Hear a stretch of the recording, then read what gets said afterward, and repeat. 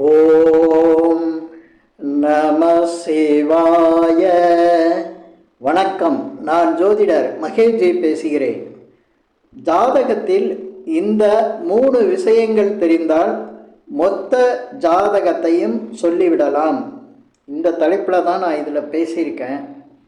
இப்போ ஜாதகத்தில் இந்த 3 விஷயங்கள் அப்படிங்கிறத சொல்லியிருக்கேன். அந்த 3 விஷயங்கள் எந்த விஷயத்தை நம்ம ஜாதகத்தில் முதல்ல பார்க்கணும். ஏன்னா இப்போ ஒருத்தர் ஜாதகம் பார்க்க வராருன்னா அவர் நான் சொல்லக்கூடிய இந்த 3 விஷயங்களில் ஏதாவது ஒரு விஷயத்தில் தான் வருவார். ஏன்னா ஜாதகங்கிறது பார்த்திங்கன்னா அவருக்கு எந்த விஷயம் தேவையோ அந்த விஷயத்தை பற்றி தெரிஞ்சுக்கிறதுக்காக தான் ஜாதகம் பார்க்க வருவார். பெரும்பாலும் அவங்களுக்கு தேவையான விஷயங்களை தெரிஞ்சுக்கிறதுக்காக தான் ஜாதகம் பார்க்க வருவாங்க. அப்படி ஒருத்தர் ஜாதகம் பார்க்க வராருன்னா அவர் அவருக்கு நல்ல விஷயம் நடக்கும்போதோ இல்லை நல்ல விஷயங்களை பற்றி தெரிஞ்சுக்கிறதுக்கோ பெரும்பாலும் ஜாதகங்கள் பார்க்குறதுக்கு வர்றதில்லை. ஏன்னா நல்ல விஷயங்கள் அவருக்கு நடந்ததுன்னா அவர் பெரும்பாலான மக்கள் ஜாதகம் பார்க்குறது கிடையாது.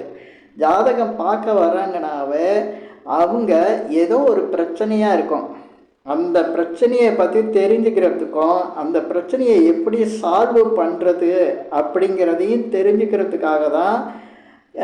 அதே போல் அந்த பிரச்சனை எப்போ முடியும், அது முடியுமா முடியாதா அப்படிங்கிற விஷயங்களை தெரிஞ்சுக்கிறதுக்கு தான் பெரும்பாலும் ஜாதகம் பார்க்குறாங்க. அந்த ஜாதகம் பார்க்க வரக்கூடியவர் அப்போ நம்ம ஒரு பிரச்சனை அப்படிங்கிற ஒரு விஷயத்த நம்ம தெரிஞ்சிட்டோம் அப்படின்னாவே அதுக்கு ஒரு புள்ளி வச்சிடலாம். அப்போ இந்த விஷயங்களை ஜாதகத்தில் சொல்லக்கூடிய எந்த பாவம் சொல்லுது அப்படி. அதே போல் இப்போ அவருடைய பிரச்சனைகள் எதுவாக இருந்தாலும் நான் சொல்லக்கூடிய இந்த 3 விஷயத்துக்குள்ளே தான் இருக்கும். அப்படி அவருக்கு என்ன பிரச்சனை வருங்கிறத நம்ம ஈஸியாக கண்டுபிடிச்சிடலாம். இப்போ ஒருத்தர் ஜாதகம் பார்க்க வர்றாருனாவே அவருக்கு பிரச்சனைன்னு சொல்லியாச்சு. அப்போ பிரச்சனைனா எந்த பாவம் சொல்ல ஜாதகத்தில் அப்படின்னா 6ஆம் இடம் தான். ஏன் 8ஆம் இடத்தை சொல்லக்கூடாதா அப்படின்னு நீங்கள் கூட கேட்கலாம். 8ஆம் இடங்கிறது 6ஆம் இடத்தோட விரிவாக்கம் எக்ஸ்டென்ஷன் ஆகிறது தான் 8ஆம் இடம்.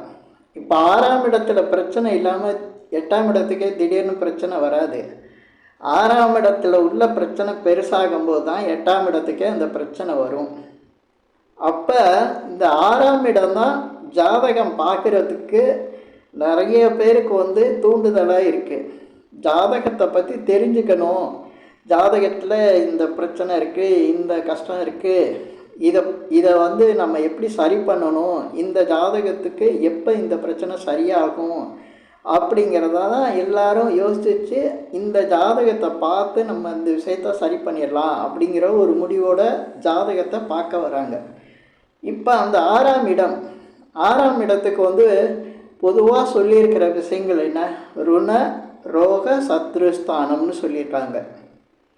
அதாவது கடன், நோய், எதிரிகள் அப்படிங்கிற ஒரு விஷயத்தை 6ஆம் இடத்துல சொல்லியிருக்காங்க. இந்த இடம் 8ஆம் இடத்துலையும் வருமே அப்படின்னு நீங்கள் கேட்கலாம். 8ஆம் இடம் அப்படிங்கையில் இப்போ கடன் அப்படின்னா கடன் முடியக்கூடிய கட்டிடக்கூடிய கடனை சொல்லக்கூடியது 6ஆம் இடம். கட்டவே முடியாத கடனாக பெரிய கடனாக வந்துடுது. பெரிய கடனாக சொத்துக்களை விற்று கொடுக்கறது, பெரிய பிரச்சனையாகிறது, இதெல்லாம் 8ஆம் இடத்தை சொல்லும். கடனை 6ஆம் இடம் சொன்னாலே 8ஆம் இடம் பெருசாக அது காட்டும். அதேமாதிரி நோயினா ஒரு மருந்து மாத்திரைகளாலையும் டாக்டர்கிட்ட காமிச்சும் அதை சரி பண்ணக்கூடிய நோயை சொல்லக்கூடியது 6ஆம் இடம். 8ஆம் இடங்கிறது தீர்க்கவே முடியாத நோயாக இருக்கும், கண்டினியூ நோயாக இருக்கும். அந்த மாதிரி சொல்லக்கூடியது 8ஆம் இடம். அதே போல் எதிரிகள் விஷயத்துலேயும் ஏதாவது அப்பப்போ ஏதோ ஒரு சின்ன பிரச்சனை வரும், அந்த பிரச்சனை சரியாகுது அப்படின்னா அது 6ஆம் இடம். கடைசி வரையும் வாழ்க்கை முழுதும் ஒரு பெரிய பிரச்சனை இருக்குது, அதனால எப்போவுமே எதிரிகள் தொல்லை இருக்குது அப்படின்னா அது 8ஆம் இடம். அதனால் நம்ம 6ஆம் இடம் தான் வந்து மெயினாக இதை பார்க்கணும். ஜாதகத்தில் நான் சொன்ன இந்த 3 விஷயங்களும் ரொம்ப முக்கியமாக பார்க்கணும். இப்போ கடன் அப்படின்னாவே பார்த்திங்கன்னா இந்த 6ஆம் இடம் வந்து 6ஆம் இட தொடர்பு லக்னத்திலிருந்து 12 கட்டத்தில் எங்கே வருதோ அப்போ கடன் அப்படிங்கிற ஒரு பிரச்சனையை நம்ம வந்து தெரிஞ்சிட்டோம் அப்படின்னா லக்னத்தை வச்சு இப்போ லக்னத்துக்கு 6ஆம் இட தொடர்பு வந்துச்சுன்னா எப்படி கடன் வரும், 2ஆம் இடத்துக்கு தொடர்பு வந்தால் எப்படி கடன் வரும், 3ஆம் இடத்துக்கு தொடர்பு வந்தால் எப்படி கடன் வரும், இப்படி 4ஆம் இடம் 5ஆம் இடம் 6ஆம் இடம் 7ஆம் இடம்னு சொல்லிகிட்டே போகலாம். 12 இடத்துக்கும் இந்த 6ஆம் இடத்து அதிபதி தொடர்பு வந்தால் அது கடனாக இருந்தால் எப்படி வரும் அப்படிங்கிற விஷயத்தை வந்து நம்ம தெரிஞ்சுக்கணும், கண்டுபிடிக்கணும். இதே போல் நோய் வந்தால் இந்த லக்னத்திலிருந்து 12ஆம் இடம் வரையும் எந்த கட்டத்தில் அந்த அதிபதி இருக்காரோ அது சம்பந்தப்பட்ட நோய் வந்து அவருக்கு இருக்கும் அப்படிங்கிறத தெரிஞ்சுக்கலாம். இதே போல் பிரச்சனை, எதிரிகள், வம்பு வழக்கு அப்படிங்கிறத நம்ம தெரிஞ்சுக்கணும்னா இந்த 6ஆம் அதிபதி லக்னத்திலிருந்து 12 கட்டத்தில் எங்கே இருக்கார் அப்படிங்கிறத வச்சே நம்ம வந்து தெரிஞ்சிடலாம். இப்போ இந்த 6ஆம் இடத்துக்குள்ளே இருக்கக்கூடிய இந்த 3 பெரிய விஷயங்கள், பெரிய பிரச்சனைகள் வந்து ஒவ்வொரு ஜாதகருக்குமே வந்து இருக்கும். அது இல்லாத ஜாதகமே இருக்காது.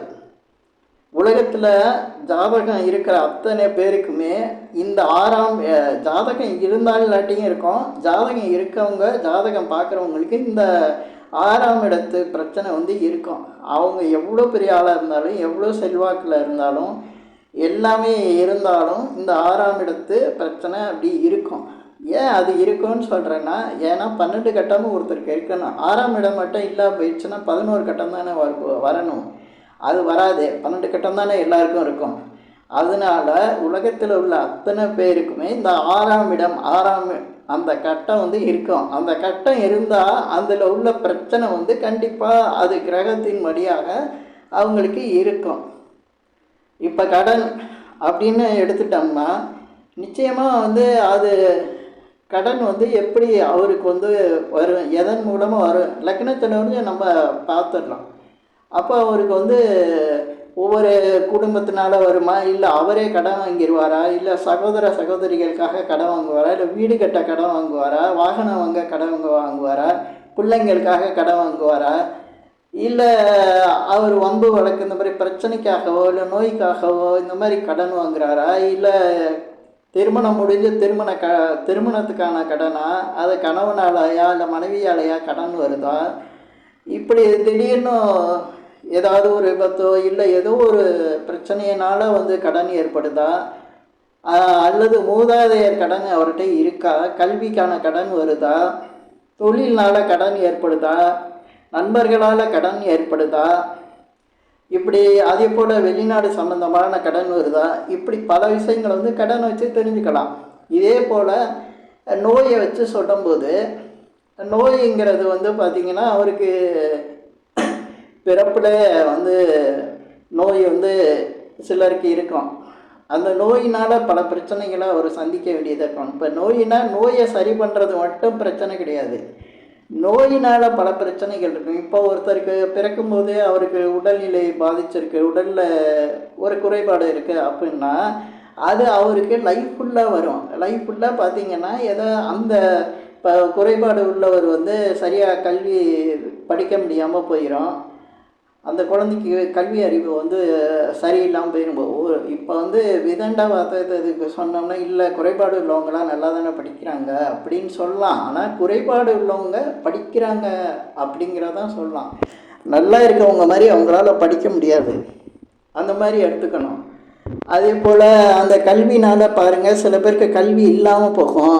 குறைபாடு இருக்கிறதுனால கல்வி இல்லைன்னா வேலை கிடைக்காது, வேலை இல்லை வருமானம் இருக்காது, திருமணம் சரியாக பண்ணி வைக்க முடியாது. இதெல்லாம் வந்து இப்படி இருக்கும். ஒரு சிலருக்கு பார்த்திங்கன்னா திருமணம் ஆகியிருக்கும், குழந்தை இருக்காது. குழந்தை பிறக்கிறது வந்து தடைன்னு சொல்லுவாங்க. இல்லை, அது ஒரு நோய். அதுவும் ஏன்னா அதுக்கு பிரச்சனைக்கே ஹாஸ்பிட்டல் தான் போகிறாங்க. திருமணம் ஆகி குழந்தை இல்லைன்னா அதுவும் ஒரு நோய் மாதிரி தான், அது நோய் கணக்கில் தான் வரும். இப்படி நம்ம எடுத்துக்கலாம். இது மாதிரி இந்த 6ஆம் இடத்தை வச்சு தான் இந்த இப்படி வருது. இதுக்கடுத்து எதிரிகள் தொல்லை, எதிரிகள் பல சிக்கல்களை கொடுக்கறது. எதிரிகள்லாம் வந்து ஏதோ ஒரு பிரச்சனை, அதாவது ஒரு கடன் பிரச்சனையோ அல்லது வீடு இடம் நிலம் சம்மந்தப்பட்ட பிரச்சனையோ இல்லை குடும்ப தகராறோ இல்லை கணவன் மனைவிக்குள்ள பிரச்சனையோ இப்படியெல்லாம் இந்த ஜாதகர் வந்து சந்திப்பாரா, இதனால அவருக்கு பிரச்சனைகள் வருமா அப்படிங்கிறது இருக்கும். ஒரு ஜாதகத்தில் வந்து அந்த ஜாதகருக்கு வந்து 6ஆம் இடம் காட்டிக்கிட்டு இருக்கும். இது வந்து பார்த்திங்கன்னா இந்த 3 பிரச்சனையில் ஏதாவது ஒரு இது வந்து அந்த ஜாதகருக்கு இருந்துக்கிட்டே இருக்கும். எல்லாருக்குமே இருக்கும். ஒரு சிலர் சொல்லலாம் எனக்கு இந்த 3 பிரச்சனையில் எதுவுமே இல்லை அப்படிங்கலாம். அவங்களுக்கு இந்த திசா புத்தி அந்த கணக்கெல்லாம் வரும்போது கரெக்டாக ஏதோ ஒன்று கொடுக்கும், அது வராமல் இருக்காது. இது எல்லாருக்குமே உள்ள ஒரு விஷயந்தான். அவர் ஜாதகம் பார்க்க வர நேரத்தில் பார்த்திங்கன்னா அந்த ஜாதகருக்கு அந்த 3 விஷயத்தில் ஏதோ ஒரு விஷயந்தான் இருக்கும்.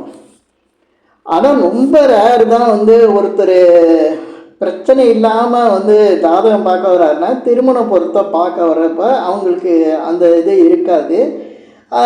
அதே போல் திருமண பொருத்தம் பார்க்க வரும்போது இந்த ஜாதகத்துக்கு எந்த ஜாதகம் பொருந்தும் அப்படின்னு கேட்கும் போதே அது ஒரு பிரச்சனை தான்.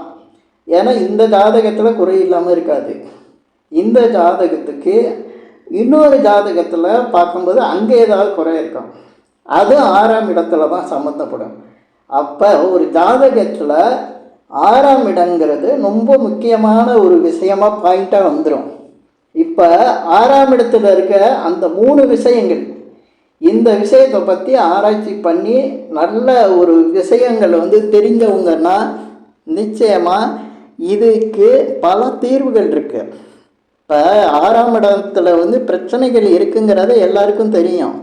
பிரச்சனைகள் இல்லாத மனிதனே இல்லைங்கிறது நான் இப்போ 6ஆம் இடத்தை வந்து பேசும்போதே தெரியும். எல்லாருக்குமே இருக்கும் அப்படிங்கிற ஒரு விஷயம் தெரியும். எல்லாத்துக்குமே ஒரு தீர்வும் அதுலேயே வரும். இப்போ அந்த 6ஆம் இடத்து அதிபதி வந்து ஒரு 2ஆம் இடத்துல இருக்கார். அப்போ 2ஆம் இடத்துல இருக்கையில் அவருக்கு பொருளாதாரம் வந்து பாதிக்கப்படுமா? ஏன்னா 2ஆம் இடம் வந்து வருமானத்தை சொல்லக்கூடியது. அதே சமயத்தில் நம்மளுக்கு வாக்குஸ்தானமாகவும் இருக்குது, குடும்பஸ்தானமாகவும் இருக்குது. அதில் அந்த ஜாதகருக்கு எது பாதிக்கப்பட்டிருக்கோ அதுக்குள்ள நிவாரணத்தை வந்து கண்டிப்பாக செய்யலாம். அதுக்கு இப்போ ஒருத்தருக்கு வாக்குஸ்தானமாக இருக்குது, அவருக்கு வாயில் ஏதாவது இப்போ 6ஆம் இடத்து அதிபதி இருக்காருன்னா ஏதாவது பல்லு பிரச்சனை வரலாம், வாயில் ஏதாவது ஒரு நோய் இருக்கலாம். அப்போ அதை சரி பண்ணுறதுக்கான சொல்யூஷன் அதுலேயே இருக்கும். இப்போ அது அந்த கிரகத்தின் வாயிலவே ஒவ்வொரு இது இருக்கும். இப்போ இருக்கிற 9 கிரகத்தை வச்சு தான் இந்த 6ஆம் இடத்த தொடர்பு வந்து வரும். அந்த 9 கிரகத்தில் இந்த 3 விஷயத்துக்கும் ஒரே கிரகமாக கூட வரலாம். 3ல் ஏதோ ஒரு கிரகம் வந்து உங்களுக்கு வரும். சூரியன் வரலாம், சந்திரன், இப்படி குரு, சனி, இப்படி வரலாம். இப்போ அந்தந்த கிரகத்துக்குரிய அந்தந்த விஷயங்களை வந்து சரியாக பண்ணால் நிச்சயமாக இந்த 3 விஷயங்கள், அந்த 3 பிரச்சனைகளும் 6ஆம் இடத்துல வரக்கூடிய பிரச்சனைகளை வந்து அதுக்கான நம்ம வந்து வழிகளை கண்டுபிடிக்கலாம். ஆனால் முழு ஜாதகத்திலேயே நம்ம சுற்றி வளைச்சு இது அப்படி இப்படின்னு பேசுகிறதோட 6ஆம் இடத்தை நம்ம வச்சாலே நிறைய விஷயங்கள் வந்து அந்த ஜாதகத்தோட உண்மை தன்மை தெரிஞ்சிடும். 6ஆம் இடத்தை வச்சு பல விஷயங்களை நம்ம கண்டுபிடிச்சிடலாம். அப்படி ஜாதகம் சொல்லும்போது அவருடைய பிரச்சனை நம்மளுக்கு துல்லியமாக வந்துடும். இது வந்து இந்த பதிவில் நான் சொல்லியிருக்கிற விஷயங்கள் வந்து ஜாதகத்தில் இந்த 3 விஷயங்களை நம்ம தெரிஞ்சுக்கிட்டோம்னா மொத்த ஜாதகத்தையும் நம்ம அங்கே சொல்ல ஆரம்பிச்சிடலாம். ஏன்னா இந்த பாயிண்ட்டுக்குள்ளே தான் அவர் வரணும். இதுக்குள்ளே தான் ஏதோ ஒரு பிரச்சனை இருக்கும் அவருக்கு. ஒரு ஜாதகருக்கு இதுக்குள்ளே தான் இருக்கும். அப்போ இந்த பதிவில் வந்து நான் சொல்லியிருக்கிறது கொஞ்சம் சுருக்கமாக தான் சொல்லியிருக்கேன். இதை பற்றி ஆராய்ச்சி பண்ணி பேசினா நிறைய விஷயங்கள் வந்துக்கிட்டே இருக்கும். நிறைய இதை பற்றின வந்து வீடியோக்கள் போடலாம்.